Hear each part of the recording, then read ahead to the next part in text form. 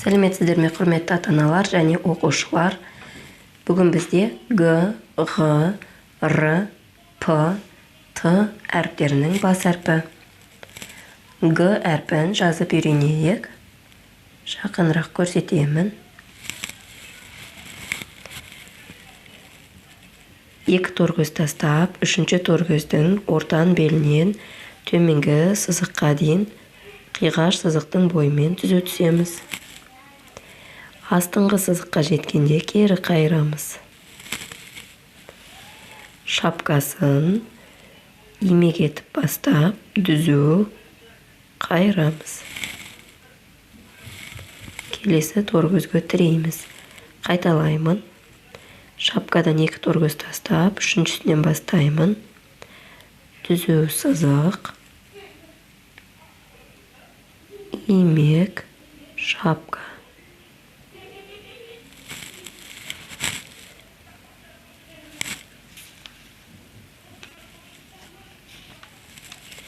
Гүл сөзін жазып көрейік. Екі торгөз тастаймын. Үшіншіден бастап, түзу сызық.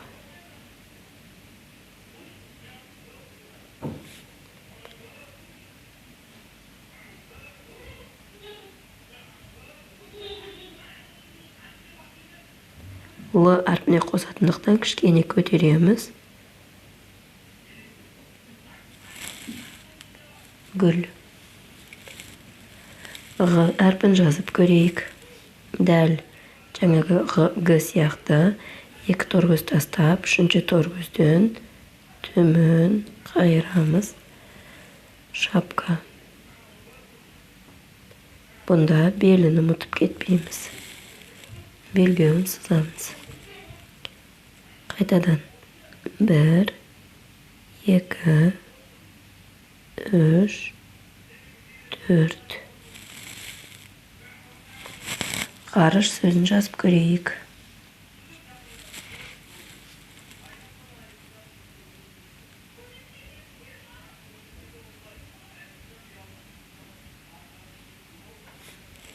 Астыдан қосамыз.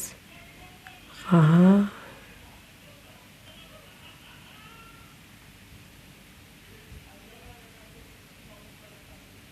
рыш.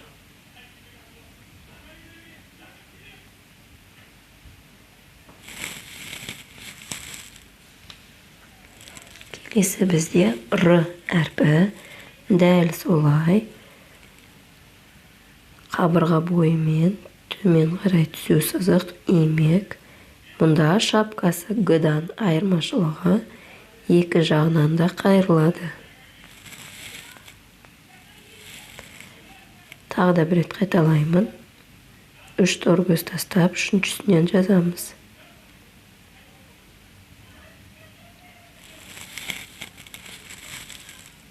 Р. Енді радио сөзін жазып көрейік.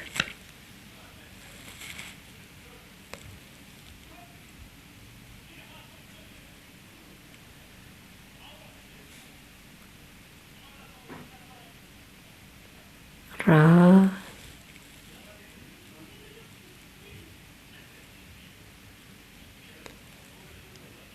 Ди. О.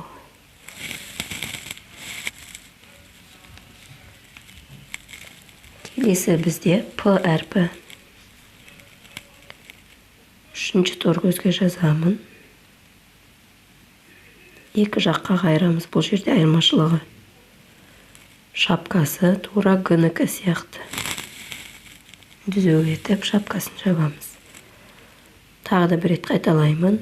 Түзу сызық, имек, екінші жаққа түзу сызық, имек, шапка.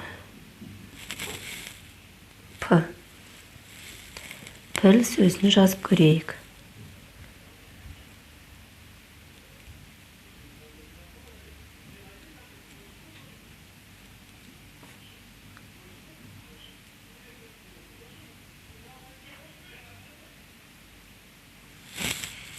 Піл. Келесі бізде Т әрпі. Барлығының элементтері өте ұқсас. Ортан белден түзу сызық, имек. Т әрпінде ортасында қосымша тағы бір таяқшасы бар.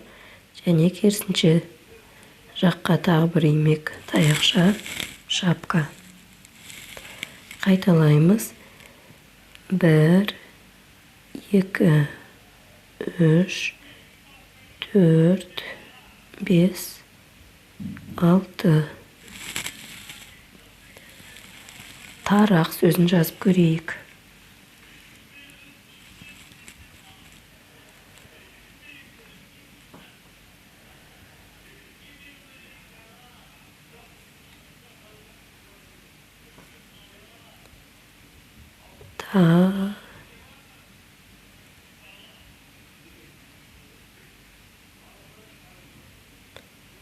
Тарақ.